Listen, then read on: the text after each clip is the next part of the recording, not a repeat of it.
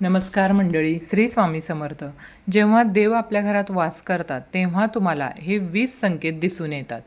जर तुम्हाला रोज सकाळी हे संकेत दिसले तर समजून जा की तुमच्या घरात देवांचा वास आहे. ही चिन्ह कोणती आहेत याबद्दल आज आपण आजच्या व्हिडिओमध्ये माहिती जाणून घेणार आहोत. देवाला प्रसन्न करण्यासाठी लोक अनेक प्रकारच्या पूजा आणि उपवास करतात. सकाळ संध्याकाळ देवाला दिवा लावल्यापासून ते देवाला अन्नदानही करत असतात, जेणेकरून देवांचा आशीर्वाद त्यांच्यावरती राहील आणि त्यांच्या आयुष्यात कोणत्याही प्रकारची समस्या अडचणी येऊ नयेत. आणि आपण सर्वजण हे जाणतो की देवाची आराधना आणि पूजा केल्यानं तो आपल्यावर प्रसन्न होतो. परंतु तुम्हाला माहीत आहे का की तो आपल्याला याबद्दल इशारा देखील करतो. तर आज आपण या चिन्हांबद्दल जाणून घेणार आहोत, जे तुम्हाला सांगतात की देवाची विशेष कृपा तुमच्यावर आहे. जेव्हा तुम्ही देवाची पूजा करता तेव्हा देव तुम्हाला घरात वास करतात, मग तो प्रत्यक्ष असो किंवा अप्रत्यक्ष. जेव्हा देव घरात राहतो तेव्हा तुम्हाला ते नक्कीच जाणवतं. काही वेळा तुम्ही त्यांना पाहण्यास सक्षम देखील असता, पण अनेक वेळा असं घडतं की देव तुमच्या घरात वास करतो, पण तुमच्या काही चुकांमुळे किंवा तुमच्या काही कर्मांमुळे तो परत जातो. कारण त्यावेळेला अनेकदा लोक ही चूक करतात. असं अनेक लोक आहेत ज्यांच्या घरी देव राहतो, पण त्यांना स्वतःला त्याची जाणीव नसते आणि ते स्वतःच देवाचा अपमान करून देवाला परत पाठवतात आणि म्हणतात की मी रोज देवाची पूजा करतो, पण तरीही मला देव का दिसत नाही. तर तुमच्या या सर्व चुकांमुळे देव तुमच्यावर क्रोधित होतो. म्हणून आज आपण या लक्षणांबद्दल अगदी सविस्तर माहिती जाणून घेणार आहोत. अशा लक्षणांमुळे तुम्ही स्वतः समजू शकाल की देव तुमच्या घरी आला आहे. चला तर मग जाणून घेऊया की कोणती अशी 20 लक्षणं आहेत ती. जाणून घेण्यापूर्वी चॅनलवरती नवीन असाल तर चॅनलला सबस्क्राईब नक्की करा. चला तर आपल्या व्हिडिओला सुरुवात करूया. नंबर 1, जेव्हा तुम्ही झोपलेले असता आणि ब्रह्ममुहूर्तावर अचानक जाग येते. तसंच तुम्ही रोज यावेळी उठत असाल किंवा ब्रह्ममुहूर्तावर असं कोणतं स्वप्न दिसत असेल की जसं तुम्ही मंदिरात पूजा करत आहात, मंत्रोच्चार करत आहात, तर ब्रह्ममुहूर्तावर दिसलेली अशी स्वप्न देखील सूचित करतात की तुमच्या घरात देवाचा वास आहे. अशी स्वप्न तुमच्या घरात देव उपस्थित असल्याचं सूचित करतात. नंबर 2, जर तुम्हाला ब्रह्ममुहूर्ताच्या वेळी शंख, मंत्राचा आवाज किंवा घंटाचा आवाज किंवा राम राम असा आवाज कोणी जप करत असेल, तर असा आवाज येत असेल, तर असा आवाज ऐकला तर देव तुमच्या घरात आले आहेत असं सूचित करतं. नंबर 3, जेव्हा तुम्ही आंघोळ करून सकाळी तयार होता तेव्हा तुम्हाला एक वेगळाच सुवास येतो किंवा असा एक सुगंध आहे जो तुमच्या घरात कोणालाही जाणवत नाही, फक्त तुम्हालाच जाणवतो. हा कोणत्याही परफ्यूमचा किंवा अगरबत्तीचा इतर कशाचाही सुगंध नसतो. तुम्हाला फक्त हा सुवास येतो. हा सुवास तुम्हाला तुमच्या मंदिरातून येतो. तुम्ही तुमच्या घराच्या मंदिरात जितके जवळ जाल तितका हा सुगंध वाढत जातो. तर तुम्ही विचार कराल की हा सुगंध कशाचा आहे, तर हा सुगंध प्रत्यक्ष देवी देवतांचा आहे, ज्यामुळं तुम्हाला कळतं की तुमच्या घरात देवांचा वास आहे. तर याच्या उलट जेव्हा घरात सकारात्मक ऊर्जा येते तेव्हा तुम्हाला घरातून दुर्गंधी येऊ लागते.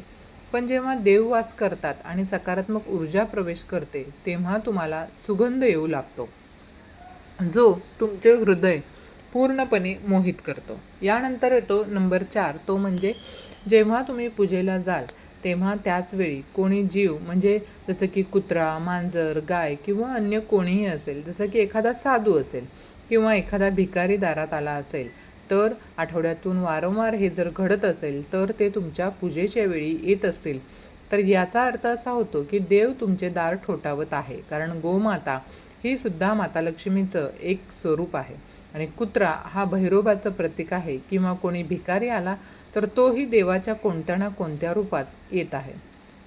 त्यामुळं त्यांना आपण कधीही हाकलून देऊ नये.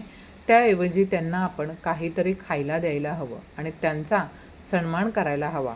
तसंच पैसे किंवा इतर काही दान करणं ही वेगळी गोष्ट आहे, परंतु सर्वात मोठं दान हे आहे की अन्न आणि पाणी. यानंतर येतो नंबर 5, जर तुम्हाला रात्री वारंवार स्वप्न पडत असतील आणि तुमच्या स्वप्नात मंदिर, मूर्ती किंवा देवाचे फोटो दिसत असतील, तर याचा अर्थ असा होतो की तुम्हाला लवकरच तुमच्यावर देवाची कृपा प्राप्त होणार आहे. अनेक वेळा असं घडतं की तुम्ही एखादी गोष्ट घेण्यासाठी पुढे जाता, पण ती घेताना तुमच्या मनात त्याबद्दल काही शंका निर्माण होते. सर्व काही सुरळीत झाल्यानंतर असं काही घडतं की जे आपल्याला निर्णय घेण्यापासून थांबवतं. तेव्हा असं मानलं जातं की तुम्हाला कोणत्या तरी दैवी शक्तीचा आशीर्वाद आहे. ज्या लोकांना दैवाचा आशीर्वाद आहे, मग ते श्रीमंत असोत किंवा गरीब, त्यांना सर्वत्र आधार मिळतो. जर कोणी कमी काम करूनही त्यांना यश प्राप्त होत असेल, तर हे देवाच्या कृपेचेच लक्षण आहे. देव त्यांच्यावर प्रसन्न होतो, त्याचे सर्व संकटांपासून रक्षण करतो. तो प्रत्येक प्रसंगात आनंदी राहतो. त्याच्या आयुष्यात कितीही दुःख आलं तरी ते नेहमी आनंदित राहतात. ते कोणत्याही समस्येला घाबरत नाही. तसंच ते प्रत्येक अडचणींवर अगदी सहज मात करतात. यानंतर येतो नंबर 6, घुबड पाहणे शुभ असतं. हिंदू धर्मामध्ये घुबडाला खूप महत्त्वाचा दर्जा देण्यात आला आहे. घुबडाला लक्ष्मीचे वाहन मानलं जातं. त्यामुळे तुम्हाला कुठेतरी घुबड दिसलं तर ते अत्यंत शुभ लक्षण मानलं जातं.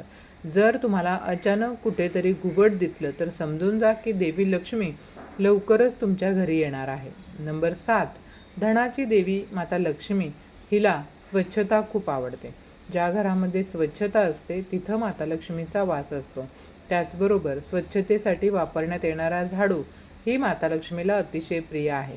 असं म्हणतात की सकाळी कुठेतरी जात असताना बाहेर कोणीतरी झाडू मारताना पाहिलं तर ते अत्यंत शुभ लक्षण आहे. नंबर 8, खाण्यापिण्याच्या सवयीमध्ये बदल होऊ लागतात. जिथं जिथं देवी लक्ष्मी येते तिथं त्या घरातील लोकांच्या खाण्यापिण्याच्या सवयी बदलू लागतात. असं म्हणतात की अशा घरातील लोकांना भूक कमी लागते. विशेष म्हणजे अशा लोकांसाठी कमी जेवणही पुरेसं असतं. याशिवाय अशा घरातील लोक मांसाहारापासून दूर राहू लागतात. यानंतर येतो नंबर 9, तो म्हणजे शंखाचा आवाज. हे सुद्धा अतिशय शुभचिन्ह आहे. हिंदू धर्मात शंखाला महत्त्वाचं स्थान दिलं गेलं आहे. इतकंच नाही तर शंखाचा आवाजही खूप शुभ मानला जातो. त्यामुळं कोणत्याही शुभप्रसंगी किंवा पूजा करताना शंख वाजवला जातो. सकाळी उठल्यावर शंखाचा आवाज ऐकवतच येत असेल तर ते खूप शुभ लक्षण आहे. असं मानलं जातं की सकाळी उठल्याबरोबर शंखध्वनी ऐकणं हे आपल्या घरात देवी लक्ष्मीचं आगमन सूचित करतं. नंबर 10, सलग 3 दिवस तुम्हाला घरातून बाहेर पडताना नीलकंठ पक्षी दिसला तर समजून जा की देवानं तुमचं म्हणणं ऐकलं आहे. तुमची मोठी इच्छा लवकरच पूर्ण होणार आहे. नीलकंठ पक्षाचे दर्शन हे महादेवाच्या आशीर्वादाचं लक्षण आहे. जर तुमच्या घरासमोर पांढऱ्या गायी वारंवार येऊ लागल्या किंवा एखाद्या दिवशी एखादी पांढरी गाय तुमच्या घरासमोर येईल आणि आपल्या घरात वासराला दूध पाजेल तर समजून जा की तुमच्यावर देवी देवतांचा कृपेचा स्पष्ट संकेत आहे. आणि हो, हे सूचित करतं की तुमची प्रार्थना यशस्वी होत आहे आणि तुमच्या आयुष्यातील सर्व समस्या आता दूर होणार आहेत. देव तुमच्या सर्व संकटांचा आणि वाईट दिवसांचा आता अंत करणार आहे. नंबर 11, तुमच्या घराचा मुख्य प्रवेशद्वार. आता तुमच्या घराच्या मुख्य प्रवेशद्वारावरती जर हे पक्षी येत असतील, म्हणजेच बघा, किंवा पक्ष्यांनी घरटं बनवलं असेल तर ते खूप शुभ लक्षण आहे. तुमची पूजा यशस्वी झाल्याचा पुरावा आहे. पक्ष्यांना आणि त्यांच्या बाळांना चुकूनही त्रास देऊ नका. त्याऐवजी त्यांच्यासाठी अन्न आणि पाणी ठेवा. पूजा करताना तुम्ही इतकं भावूक झालात की तुमच्या डोळ्यातून अश्रू वाहू लागतील. हे एक लक्षण आहे की देवानं तुमच्या हृदयाचे अंतःकरणाचे म्हणणे ऐकलं आहे. नंबर 12, जर तुम्ही सकाळच्या पूजेनंतर घराबाहेर गेलात आणि तुम्हाला माकडांचा समूह दिसला तर तुमची उपासना सफल होणार आहे. हे त्याचा एक संकेत आहे. देव तुमच्या बाबतीत दयाळू आहे. त्या माकडांना काहीतरी खायला देण्याचा प्रयत्न करा. नंबर 13, पूजेच्या वेळी अचानक पाहुणे येणे किंवा आपले एखादं गुरु येणे, ब्राह्मण येणे हे देखील देवाच्या आशीर्वादाचं लक्षण आहे. जर पाहुणे भेटवस्तू घेऊन आले तर हे स्पष्ट लक्षण आहे की देवानं तुझी पूजा स्वीकारली आहे.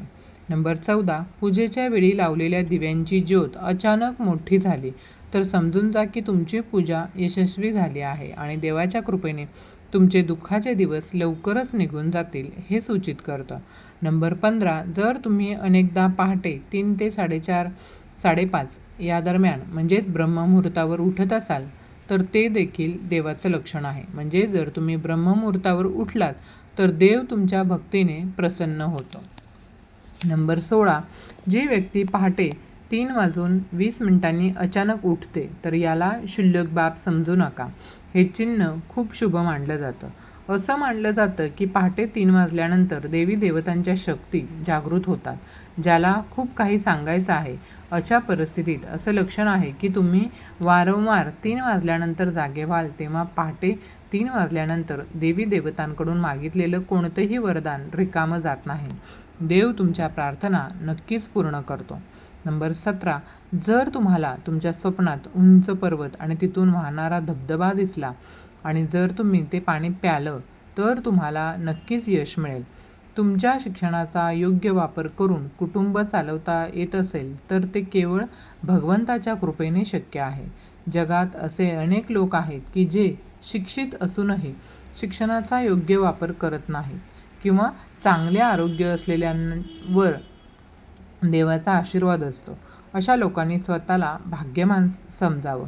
जर तुम्हाला तुमच्या आयुष्यात योग्य जीवनसाथी मिळाला असेल तर हे देखील केवळ ईश्वराच्या कृपेने शक्य आहे. एक चांगला जीवनसाथी तुमचं संपूर्ण आयुष्य आनंदी करू शकतो, पण जर तुम्हाला वाईट जीवनसाथी मिळाला तर संपूर्ण आयुष्य मारामारी आणि संकटामध्ये जातं.